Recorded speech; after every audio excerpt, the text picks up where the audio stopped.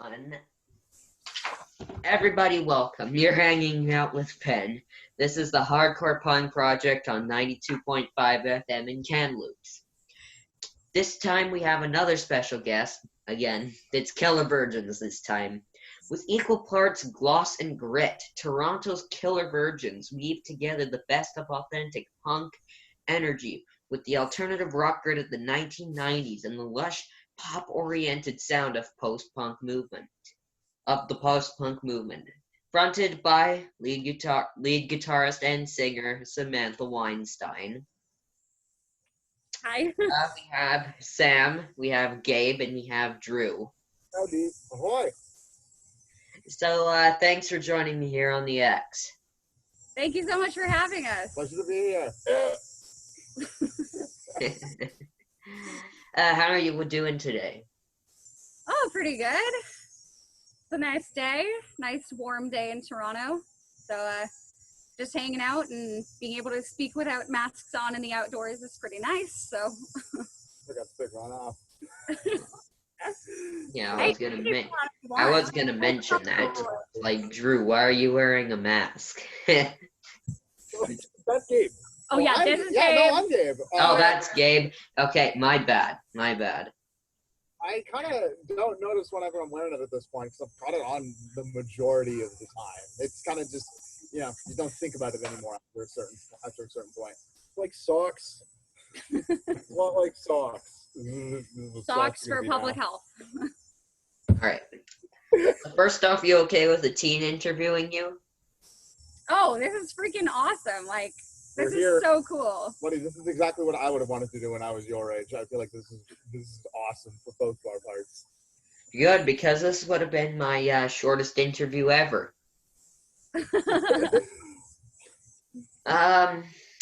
So I'm guessing this is not your first release. No, we had one release before that. That it was just when I was working on my own. I didn't have any band members at that point, so I was with another drummer and a producer who did some of the bass on it, but the rest of it was me. And that was kind of more just like seeing what it was like to produce something and just getting it out there. And and then I ended up meeting Gabe, and then I met Drew through Gabe. All right. Anything new coming up? We've been waiting for a while now. In particular, like 4 years or something. Isn't that when Reboot came out? No, Reboot came out last September. Oh. Late. I mistook that for 2016, my bad. Yeah, no, that was just when the very first project I put out, like, as an independent project. That was then. Okay. We'll talk about every song on the Reboot EP before. No, we'll just do that.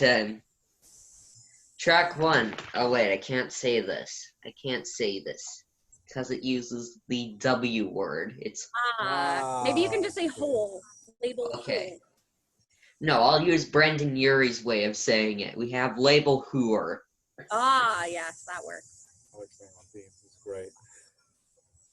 What's this song about? Label Whoer. Yes. Label Whoer is a song I wrote about some weird experiences I had with kids when I think that it was very popular to wear Juicy and TNA and Lululemon, and it was all about brand culture. And I always found that it was like, I felt like people were trying to represent their personality with a brand instead of just, figuring out their personality and being themselves. And I always thought it was really kind of superficial and weird, so that's what the song is about. All right. Gabe's the drummer. He also apparently mixed and produced Reboot. Yeah, that's right. That's pretty good. Also, why do you like wine and tacos? Oh, myself? I mean, like... Yes. It's the most important question we'll have today. Oh, man, that's my red herring, so to say. Oh, boy. Okay, so taco is mostly just because I'm a sucker for any sort of Mexican food. I haven't tried anything that comes from either Mexico, Nicaragua, or even Peru or Costa Rica that I found I really liked. That hasn't been something that I massively enjoyed, and they get my spice level right which is always something that I seem to gravitate towards super that. And as for the wine part, the wine section of it, it's just mostly just having, you know, the knowledge and experience of having to do that for work, mostly of liking wine and having knowledge about it. So I feel like that's now an integral part of my personality, is just how much I need to like wine. Also, they just taste yummy together. I mean, yeah, but like, okay, there are certain ones and certain ones that you wouldn't. Yeah, there's not. You don't pair like Mexican food with like a rich wine. Oh God, no! With like a cab sauce, I feel like you wouldn't get it right. That would be okay, there we go. I was gonna say cab, but I didn't want to make a fool of myself. No, you got it. You pretty much had it right. You wouldn't get a cab. All right, knowing wine. Yeah. Okay, so I guess coconut milk and pizza would be on your radar, right? I would also accept almond milk in that scenario. I feel like it would work really well. What's your opinion on oat milk? Okay, I shouldn't be surprised that that's a thing, but I haven't tried oat milk. It's the hot new trend. All the kids love oat milk. Oat milk. Okay, it's avocado milk now, I think, too. I want it to be. God. Wait, is it actually? I'm 80 to 90% sure. Must exist somewhere. It's like that rule, right? If you can think of it, it's already probably been done. Yeah, but that one. That's what that's about. Okay. All right. You're gonna have an aneurysm if you see Senior Froggies here. It's like only Mexican food. Why do you gotta say that? I'm gonna move, guys. No. Can I play drums over Zoom? Can I? No. You know what? I feel like there's gonna be a lag. If you can, if you can, You can use this. Feel a second lag. Yeah. I mean, I do have Well, there Use you go. this. Jump through the screen. You're ready to go. Well, I don't have. It's pretty nice, but I don't have a Roland. I would probably just bring my own one, which is not much better. Wait, do I have a Roland? I can't remember what brand mine is. Yamaha. Is it Yamaha? I'm pretty sure. Wait, was that one Yamaha? Is that a Yamaha or is that a Roland? I gotta It's ask. a Roland. Okay, I was right. Okay. Okay, I think mine might be a Yamaha then. Okay. You're delightful. And maybe I used the wrong word when I said aneurysm. I think maybe freak out would be the correct term. I'll accept both. I would also accept heart attack. Okay. I feel so painfully in love. I feel like it's characteristic. See, this is why I don't write the lyrics, Sam. I love you like a man loves beef. And that is why I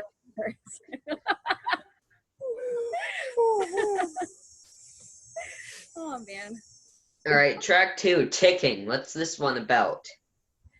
Oh, ticking is about the inevitable march of time. And it was actually quite literal when I was first writing it. I was in my bedroom, when I was living at my parents' house, I was kind of like living in the basement.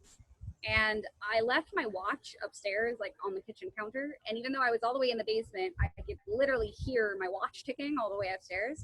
And I started getting in my head the lyrics like, I hear that watch ticking all the way upstairs. And I thought that sounded really cool. And I thought I was at a part of my life also where I was just feeling like I wanted to go out and achieve all my goals. And I had a lot of plans, and there's always that feeling that there's never enough time. So I thought it was a good way to kind of marry the literal with the figurative. And yeah. All right. There is a pinball map on the interwebs. I followed it all over BC and parts of Alberta with playing pinball, of course, because it's cool and stuff. So, that secret underground bunker, where is it? I want to play that pinball. Oh man. For the new yeah. pictures. The new pictures, of course. Toronto has a lot of Guys, don't tell them where the secret underground right? pinball bunker is. We have to kill you otherwise. Oh man. Toronto has a lot of really amazing pinball arcades. There's actually They're very popular here. well, there's collectors who have just had these old arcades from the 80s and couldn't sell these things and held on to them for 10 years, and now they're everywhere. Yeah, you can just open the doors. There's beautiful machines all over the city. Like, we're starting to see them in like bars again. It's like, But oh, actually, in reality, we shot it at a venue in Toronto. What is it? It was The Junction Junction City City. Music Hall. Junction City Music Hall. We played there with the Pink Leather Jackets earlier that year, and when we were trying to think of a place to do photos, we were trying to rack our brains. Like, I wanted to do some kind of like a little bit of an 80s kind of aura to it. And I was thinking, I want something with pinball. And then Gabe was like, what about Junction City? And we went and took a look at it, and it was perfect. So, yeah. And we worked with the same photographer we did for our last shoot, Andrea Hunter, who is amazing. She's so cool. Fantastic. It was All a fun right. shoot. All right, now we're going to talk about instruments. Ooh, I like it. Because. So, Sam, I see you in like every picture with this Stratocaster. Is it your go-to? which got replaced Whoa, wait. Maybe we should show it. like Should a I go month get it? ago. No, No, just a couple Like weeks 2 ago. weeks ago. So I was playing an American Standard Stratocaster for many, many years since I was like 16. That's when I first got it, and I've played it ever since. And I recently just got a brand new, what is it? It's an Avenger 1982 or 3. But a friend of mine had this beautiful vintage Strat, and they were gonna sell it. And he was like a friend of my dad in Montreal from like the hardcore punk scene in Montreal. And he'd known our music, and he was like, well, maybe I should give the guitar to my daughter, or to your daughter, instead of selling it. So I took a look at it and I fell in love. And yeah, it's got a, what's it called? It's like a pink metal flake finish with a black pick guard and a maple neck and a matching headstock as well to the body. But it's gorgeous. It's so sparkly. It's very sparkly. It's so sparkly. It's like a like hardcore it punk vintage. Barbie. Okay, that works. Drew, it's an unknown model of bass. I could not see the headstock clearly in any pics. Oh, you can talk about it. Oh man, don't get him the- started. He'll go on. Yeah. If the bass is a model I know, I am going to be pissed. Yeah. Okay. So, Michael Tobias. It's the Tobias basses for years and years and years. There's this guy who makes these masterwork basses, and they're gorgeous. Geddy Lee has one. Chris Squire had one. Everybody who matters got a bass from this guy. And then he sold the design to Gibson like 10 years ago. So Epiphone started putting out that bass. Not the same wood, not the same quality, right? But it's his bass. So I took the pickups out of it, put in some good old vintage Fender pickups, and there is not another bass on the planet that sounds like mine. My bass is my sound and nobody else's, and I had to build every piece of it myself, basically. But that Epiphone Tobias bass is a great starter if you're trying to find a good bass to play. Okay, I am slightly pissed now because I see Epiphone everywhere, and I also see those basses everywhere. If you find the ones with the gloss finish, they're from the earlier line and slightly higher quality, but all the matte finish ones have like this beautiful tone blend on the end of it. You can go professional on that bass for like $250, man. I cannot recommend it more. I got a good P bass. I'll be okay with that for now. I also used the P for like 12 years, so. Every bassist starts with the P bass, right? Or a J, but Yeah, the you J should is the other start on one. a P. Yeah. I'm staying away from the jazz bass just because Too it's flat. not too big. It's just got a different body shape than what I'm used to. Yep, fair enough.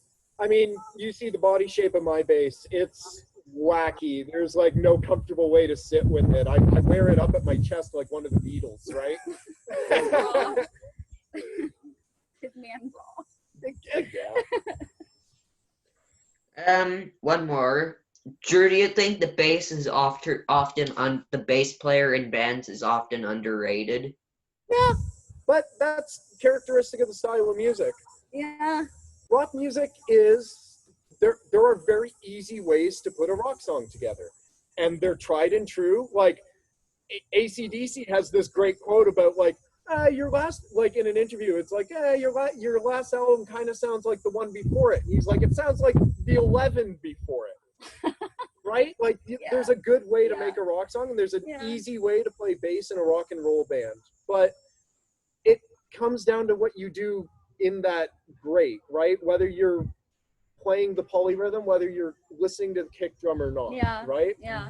It comes down to the player, and some bass players get unsung because they get mixed out. So you got to fight for your part. You got to make sure that you're putting on your own show in the band. Yeah. You can't be a background character in there. There's only 4 people. 3. In this Very one, 3. Yeah, we're in a trio. I got nothing to hide. There'll be a good opportunity to see the bass more fully in action in a few weeks. We're planning to do a live stream concert. We're still debating the date. We're still waiting on a couple things to get that in place, but it should be up on our socials very soon. And I think we're doing a Twitch exclusive, right? We're doing it on Twitch. Yeah, so it'll be like a Twitch exclusive concert, and the details will come out of there, but like definitely stay tuned for that. And you'll get to see my new guitar. So, hype. All right. Dave, I see a Gretsch kick drum. Is your whole kit made of Gretsch stuff? Oh, actually, my you're a mix of stuff, aren't you? It's a bit of a mix of stuff, but it's mostly Pearl stuff, Pearl hardware. Because I got the, oh man, I think it was the 2006 Pearl Vision series that I mostly have stuck with. Because that's my main kit, but I don't bring that to shows for the most part. The Gretsch kit was actually the one from Jordan from Doghouse Rose. Oh, that's who it was. That's other bands in the scene. That's the Gretsch kit I find myself using quite often. And what other because band was he in?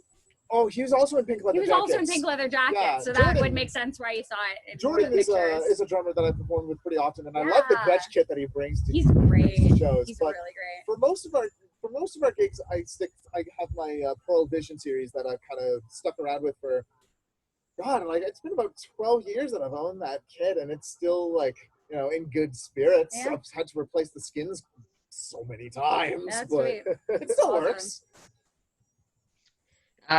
Now I guess I have to show you my instruments now. Oh, yeah. First, wait, look behind me first.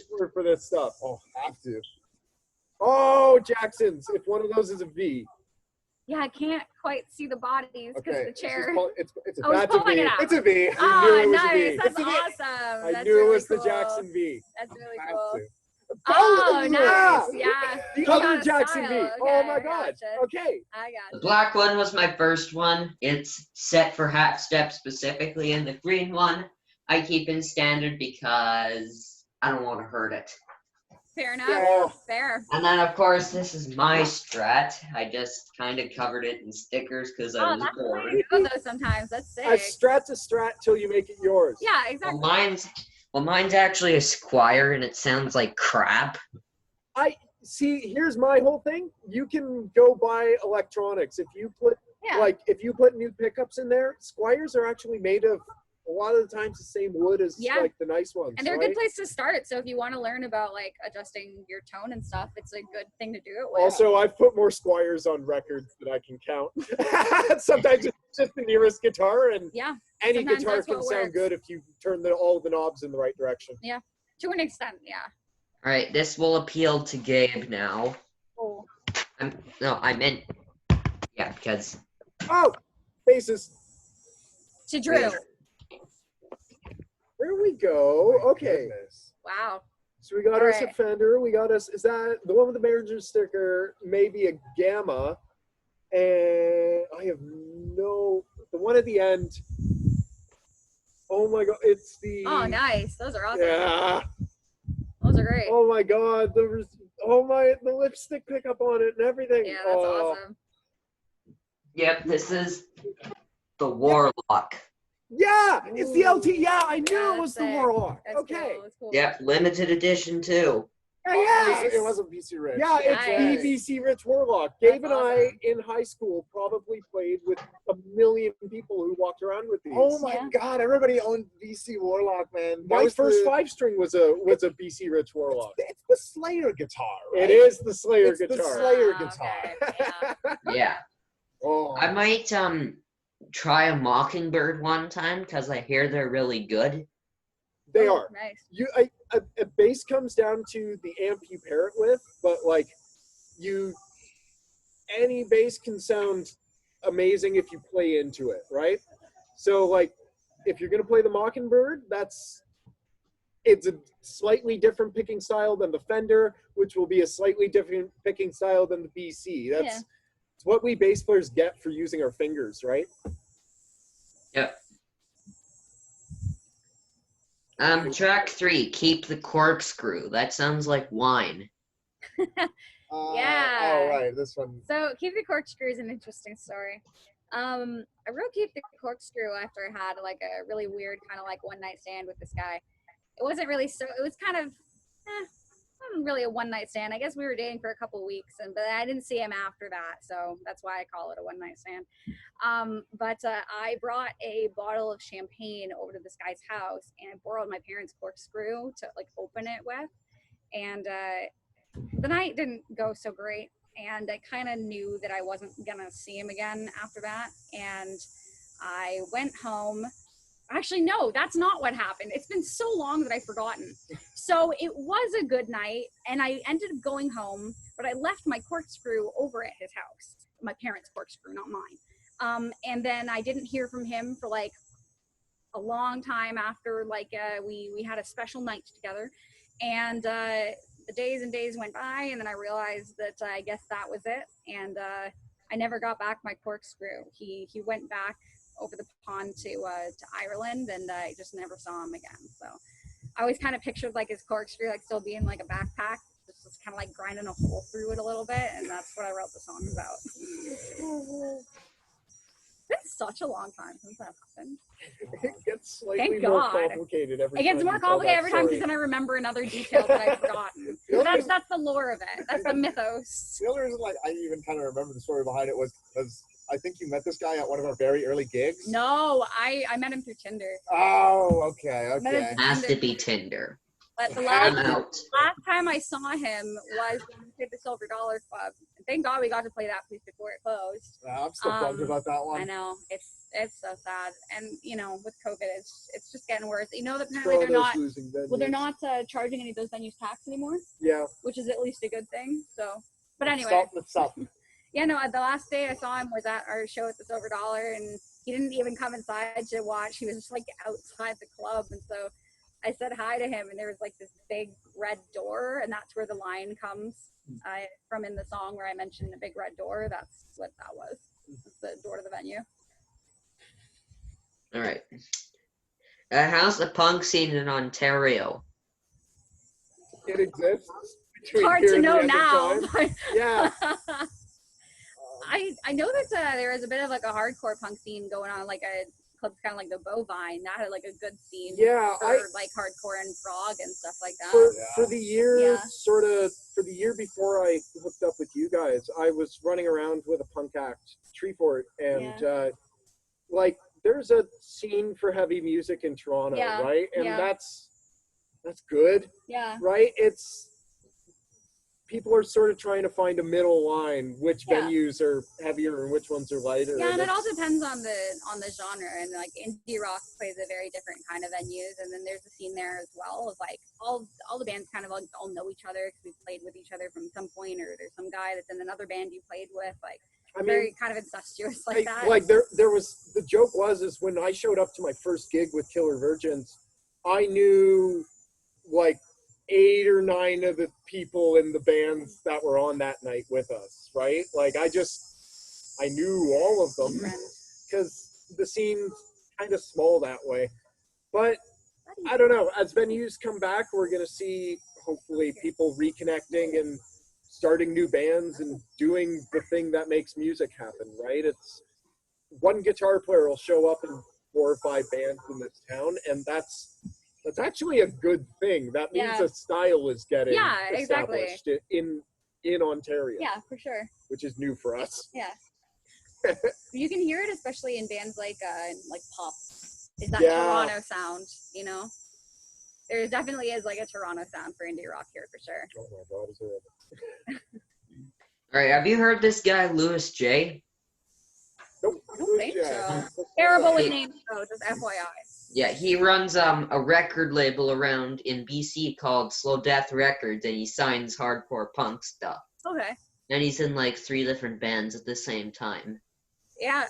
I forget the name of the third one, but there's Bootlicker and then there's Dystopia. That's as much as I can remember. Bootlicker sounds slightly familiar for me, but like it's probably from dregs of like searching for good Canadian artists. Yeah. To find myself, I've probably found them at one point. Probably, yeah.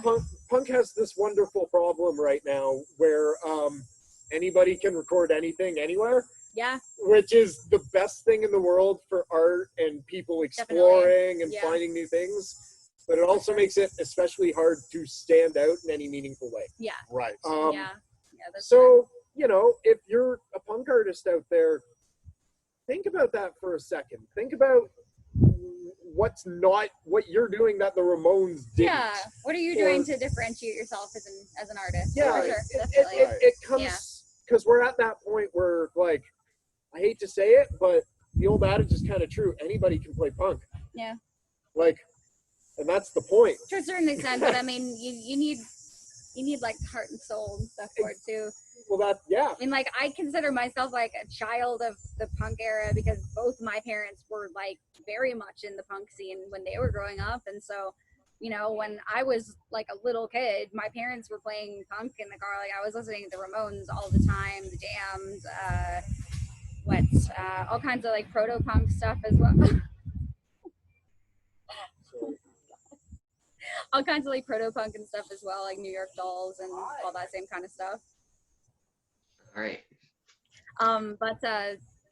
So for me, the love was always there, and I wanted to find a way to marry my love of punk and some hardcore punk stuff as well with more kind of like the 2008, 2010 kind of era of indie rock, like with the Strokes, the Arctic Monkeys. Yep. And my influence are a good band. 60s and 70s. Woo! Yeah. But that's a great thing. Like, everybody brings their own flavor to it, which is what really, in my mind, is like makes the band special. Is that we're all bringing our own flavor to that and infusing our little bits of ourselves into it. That's why I'm so much more into bands than solo artists. Solo artists are great, and like David Bowie or Lady Gaga, like they've got their own kind of thing going on. The nice thing with the band is you get that like collection of humanity, and I'm like really into that. Right. Mosaic. Definitely mosaic. Yeah, exactly. Yeah, not a melting pot because we're not lost. Yeah, mosaic, I think. Yeah. Or like a stew.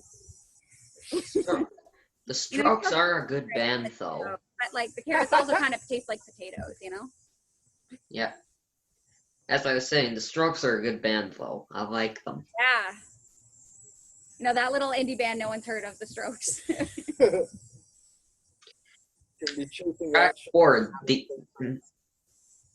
Track 4, These Walls. What's this one about? Oh, so These Walls is what? No, but trying to make you laugh, and it's a bad idea. No, These Walls is it's a song I wrote for a few different people in my life that were all kind of going through a hard time in their own individual ways, and I would see that they were hurting. I could see that there was these kind of like invisible scars, and I felt bad that I couldn't do more to help them.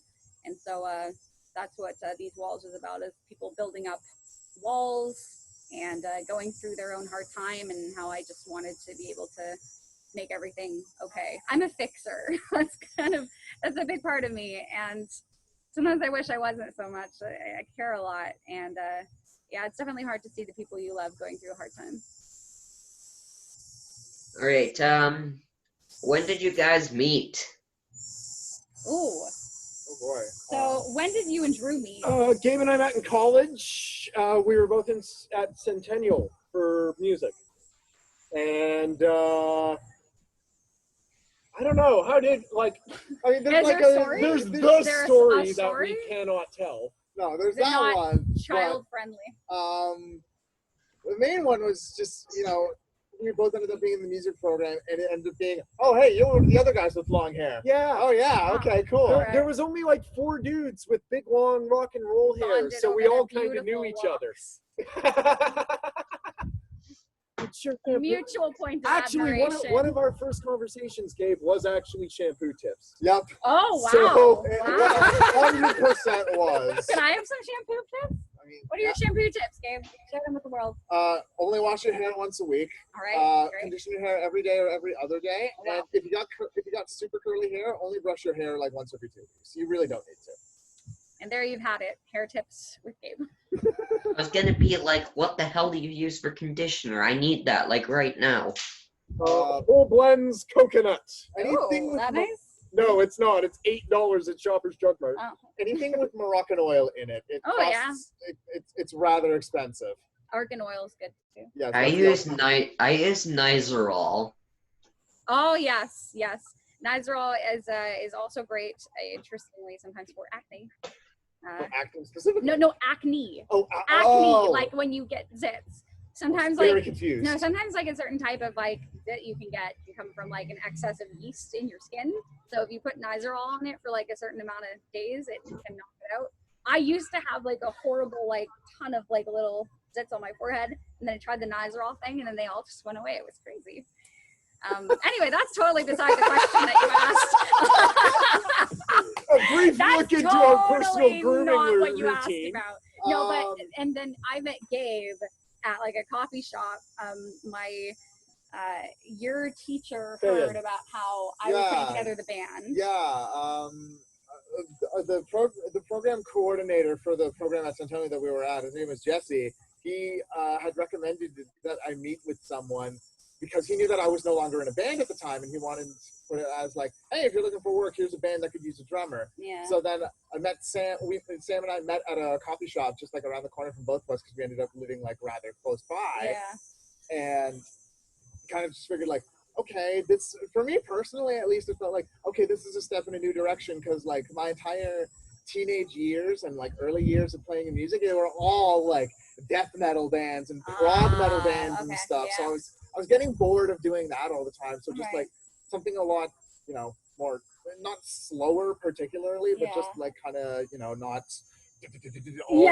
Yeah.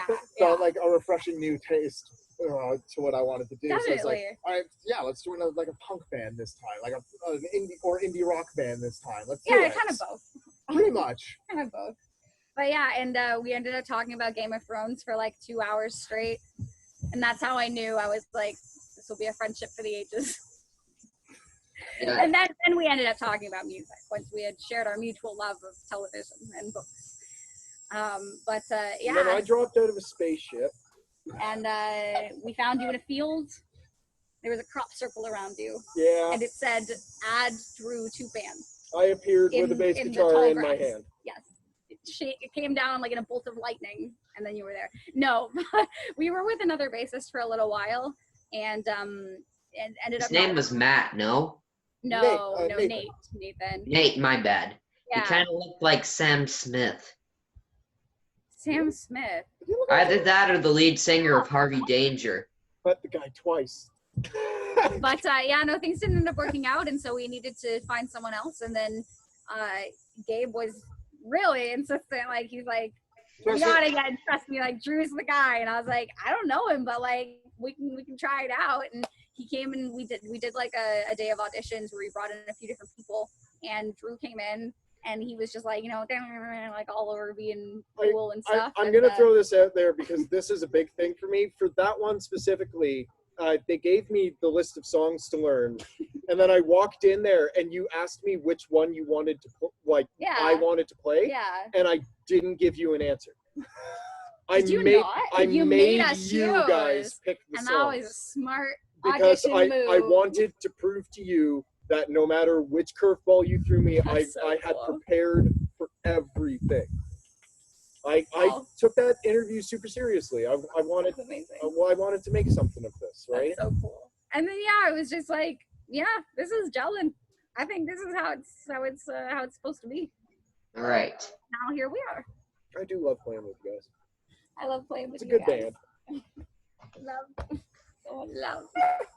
So, Gabe, you decided to leave the band because you wanted to escape all the blast beats? Well, bands that I was in beforehand, like, I had my high school band, which was mostly just me doing blast beats and like going as fast as I can. Okay, I was going as fast as I can on the double kicks, and like, then I kind of became, sort of known for being able to do that pretty well. So then I joined other bands. I joined Primal Frost for a little while, who this guitarist ended up being in Vital Remain. Dean, if you're watching this, hi, buddy. I miss you. And then I also ended up being in, briefly, like when they were starting out, this other local death metal / progressive metal band called Astaroth Incarnate. And that was like, that was very short-lived. I was only with them for about like a month. The one's named after a Soul Calibur character? Yes, and I don't know what this is, but cool. the singer of the band, like with the main personality, Sam, he will actually commemorate you for that because deep down he knows that is the truth. Oh, wow. I was in those bands for a little bit, those three, and then when I met Sam and she showed me the tracks for Kill Virgins, I was like, okay, there's definitely something here, and this is more something that I want to start trying out in a band because I hadn't had too much experience with it, and I just, I got sick of instead of just being able to be creative and try new things in like the rock sense of just going as fast as I can. Yeah. Constantly. Yeah. You're All more right. branch out and try different things. Exactly. Yeah, definitely, for sure. I'm practicing work on my double kick, as you can see down here. I can't really get close to the kick pedal. I learned one. Oh, that's great. Is it the 5,000s or 7,000s? I can't see the exact number here. Those are Gibraltars. Oh, that's why. What is Okay. Gibraltar? Gibraltar is a drum company. Did you make Yeah, they're... Thing like called a Gibraltar. No, Sounded like a technical term, it's a place. Okay. So it's not any of that what I No. thought it was. Yep. When I'm playing, I use those Gibraltar double pedals and extremely fragile 5A sticks.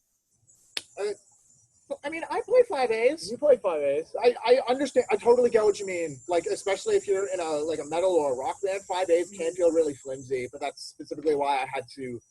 I used 5As to teach myself to tone it down a little bit. So even though they're flimsy, I do recommend you stick with them because it kind of gets you to stop hitting so hard. Yeah. Yeah, when I was in high school playing drums with my buddy Curtis, that was our experience was we would break through 10 7Bs by the end of the week, and the 5As would last for 2. Oh, wow. It's just, it's something about how hard you hit with a bigger stick. Yeah. My 5As last until the end of Welcome to the Black Parade. Okay. Which is about where they should start tapping out on you. Yeah. It's just like, just as I'm about to get to the end of Welcome to the Black Parade, before the little marching band outro, like half of them break, and then I have to flip the stick over and play it like that. Oh, man.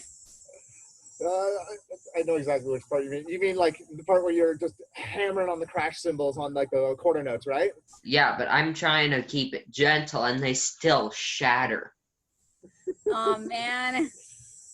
Yeah. Reasons why I don't play drums professionally. Reasons I don't play drums at all.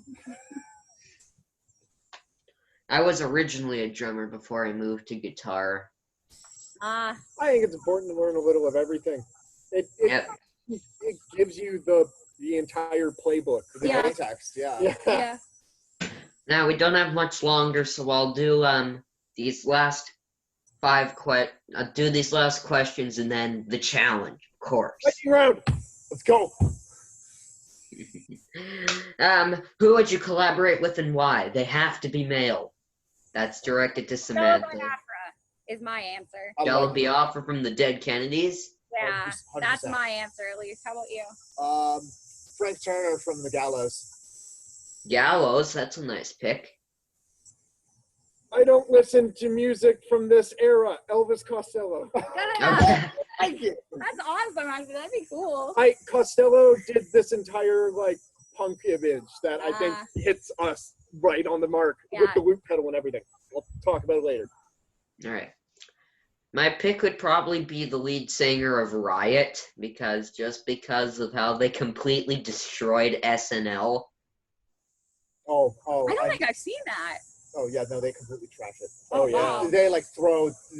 Oh, Oh yeah. wow, man. Legend- Okay, I got something to watch. One of then, I those guess. true legendary Damn. moments. Wow. Yeah. What have you been binge watching lately? Ooh, Umbrella Academy. Gerard Way? Pardon me? The Umbrella Academy's cool. Did you know that it was originally written as a comic series by Gerard Way, of all people? I know. I never really got into them so much. I was listening to a lot more like listening to like Nirvana and Hole and stuff like that. So I never really got into a lot of pop punk stuff. But yeah, no, I can definitely appreciate it, even though it's like not my choice of music. Like, dude's like crazy talented, and yeah, the fact that he also made this entire universe, the characters are so great, the story's fantastic, like, and it shoots in Toronto, which is very cool. I know a couple people that like worked on the crew for Umbrella Academy.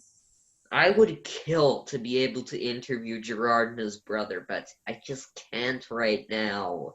Not yet, anyway. You'll get there. You'll get there. Definitely. Scream loud enough, they'll hear you. Okay, I'll consider that. Drew, what have you been binge watching lately? I watch Cheers once a year. Yes, all 11 seasons of the sitcom Cheers. Oh my God. That's a lot. Yeah, it is. Wow. And I watch a lot of sketch comedy from Voting Ready Run, actually. Oh, yeah. This little sketch comedy group out of Victoria, BC, that I started watching when I was a teenager. They're doing all the internet stuff, so I'm watching video game streams, and I'm often trying to just chill out and play a video game. Yep. Okay. How about you? Last thing I binge watched was Altered Carbon, because Oh yeah. I'm just a sucker for anything that's like very sci-fi themes, and I like the concept behind it of like, you know, humans have finally gotten to the point of immortality, so what is the price of that? Yeah. I really like the context that Altered Carbon offers for that. Yeah. All right. Are any of you guys hardcore gamers? Yeah. I'm a new core gamer. I'm new. The official term is noob. I am supposedly a noob. I have played through all of Breath of the Wild. That was a fun time. I played a lot of Animal Crossing. Also a very fun time. And my boyfriend and I are currently playing The Last of Us 2. But we're only a little bit in, so no spoilers. Okay. That's not a spoiler. I'm gonna Prepare to be- cry. I know. Prepare to be sad. It's It's really Yeah. sad. It's a miserable game. Apparently, I like killed dogs or something. I don't endorse that. It's a rough I experience. don't want to do that. The good thing is my boyfriend is player one. I am cool to just watch the story. That's all I want to do. Fair. I get like actually anxious when things like jump out. It's like, no! Like it took me so long in Breath of the Wild to not like tense up every time I fought somebody.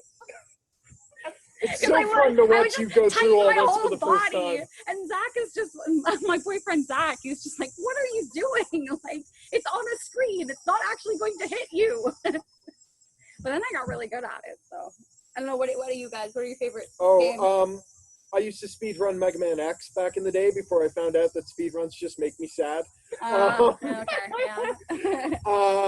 Take the fun out of it. No, it doesn't. It brings a beautiful crap to it. But the problem the problem is consistency and training, and you don't play for 2 days and it's gone. Yeah. I played a lot of really high level RPGs. I'm a big tabletop guy. I'll play anything with numbers and grids, right? Like I did FPSs when I was a teenager. We're all big fans of like Dungeons and Dragons too. Oh yeah, That's we're not all a big video nerds. game, but you know, we're all big gigantic nerds. Yep. Do you think that you two could make it to the top of something like this? Hold on, let me get something. Oh boy. Is it gonna come up in the chat? Is it the Very aggro? I intimidating. literally coined the aggro Craig. This is extremely intimidating, so please be warned. All right. Okay. Is it the aggro Craig? This is called the Tower of Generation Failure. Oh boy. Hold on, I'm sharing my screen. All right. Okay, where is it? Oh, here it is. Right there. What is that? Oh, is that what? This looks like a level in Super Meat Boy for some reason. I don't know what this is. That is This is it's a gigantic tower in the game Juke's Towers of Hell. It's the second hardest tower in the game, and it's at catastrophic difficulty. Wait, well, I guess you guys have a new challenge then. Okay. Now you gotta do it. This is something I gotta look into. I've been out of the puzzle platforming genre for a little while. I've been going. Super Meat Boy Forever comes out this year, so. Oh no! We're I don't going know back what that into it. Yeah. Oh great! So now I've got Super Juke's Tower. That was the name. It's called Juke's Towers of Hell, or JTOH for short. Juke's It's Towers. on Roblox. Okay. All right. Okay. Juke's Towers of Hell. Super Meat Boy. Oh boy. Okay. Yeah, I know. There's a new Super Meat Boy coming out. I'm scared. I had to 100% the last one, and it literally gave me a panic attack multiple times. I Wow. am so sorry. Oh my It's God. just, it's a game that where they actually expect you to finish a level in 6 seconds. Oh, whoa. Okay. That seems a little unreasonable. No. No? You need to play Super Meat Boy. All right. Alright, last song. We have Karate Girl. Did you come up with this name after you watched Karate Kid? No, I actually was a karate kid, and that's where it comes from. I did martial arts when I was like 6 until I was about 18 or 19. And I took it pretty seriously. I never did any kind of competitive anything. It was more just like, you know, to have something to do and to, you know, protect myself if I ever needed to. I think my parents wanted me to learn how to protect myself as being a young woman in the big scary world. But yeah, I loved it, and I was really inspired by these like really powerful women in my class, and just being able to be cool and kick stuff, and I thought it would make a cool song. And so Karate Girl is kind of about other people who are doing karate, and it's also kind of about like me. It's almost like I'm speaking about like a fictional like karate girl. I don't know, it's more like she embodies all these traits of being confident and being able to kick butt, so to speak. Alright. Now this is a question I've asked all the artists I've interviewed. I cannot list them because I always miss a couple. But I think that's over 10, almost 15. All I know is that Hell Yeah was my first, the amazing supergroup from Dallas, Texas. And now you. Oh, awesome. Good company. So the question is, will you accept a challenge from me? Oh, what I kind don't of accept bets challenge without are we hearing them talking? first. I have experience. What kind of challenge is this? I think we need more clarification. My challenges are always goofy, so be prepared for that. Right. Yeah, no, I can't handle goofy. Oh my God.